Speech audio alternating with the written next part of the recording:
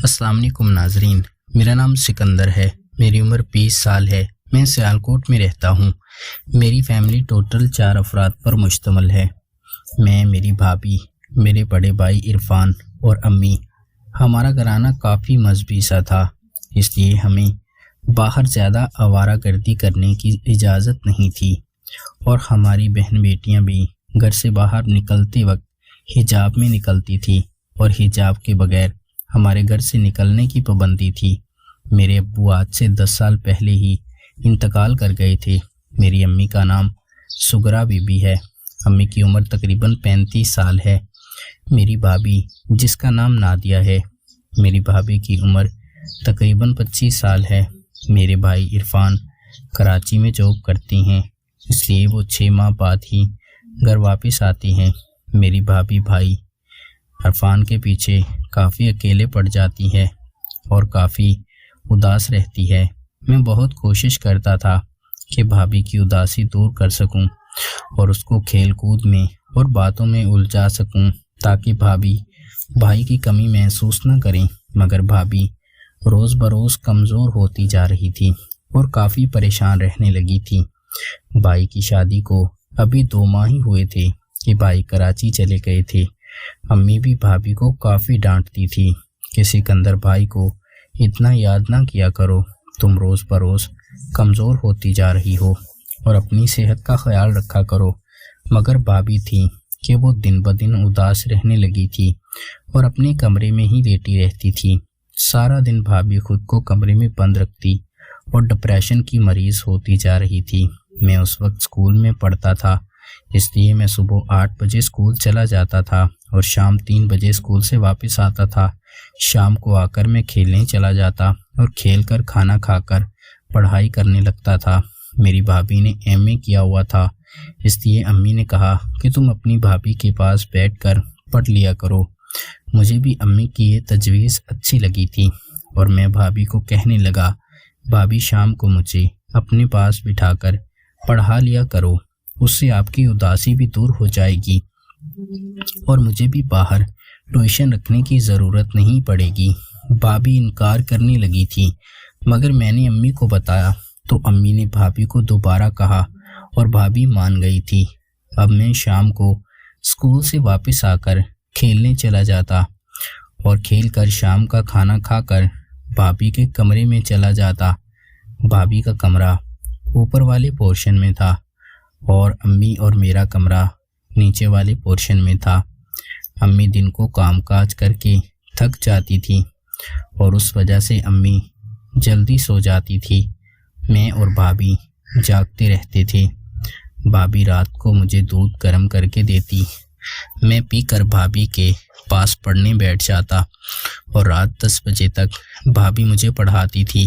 اس کے بعد میں نیچے اپنے کمرے میں آ کر سو جاتا تھا۔ اب بھابھی بھی میرے ساتھ کافی خوش رہنے لگی تھی اور بھائی کو بھولتی جا رہی تھی۔ بھابھی میرے ساتھ کافی مذاق کرتی اور میرے ساتھ کافی اٹیچ ہونے لگی تھی۔ میں بھی بھابھی کے ساتھ کافی خوش رہنے لگا تھا اور بھابھی مجھے اکثر ہی رات کو اپنے پاس بٹھا کر عجیب عجیب حرکتیں کرنا شروع ہو گئی تھی۔ بھابھی کبھی میرے گال پکڑتی اور کبھی میرے بالوں میں انگلیاں پھیرنا شروع ہو جاتی، جس سے میں کافی گرم ہونے لگتا تھا اور بھابھی کے اور بھی قریب ہو جاتا تھا۔ ایک رات بھابھی مجھے پڑھا رہی تھی اور پڑھاتے پڑھاتے بھابھی نے موبائل نکال لیا اور مجھے کہنے لگی، آؤ ہم دونوں فلم دیکھتے ہیں۔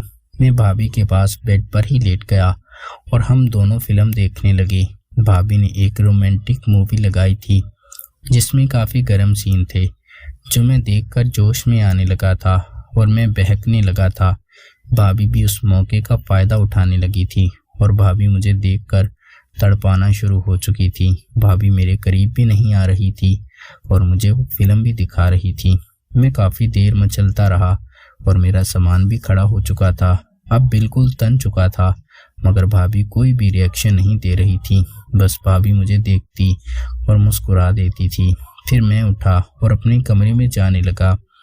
جب میں نے کہا بھابھی مجھے نیند آ رہی ہے، تو بھابھی نے اٹھ کر کمرے کا لاک کر دیا اور امی کو دیکھنے چلی گئی۔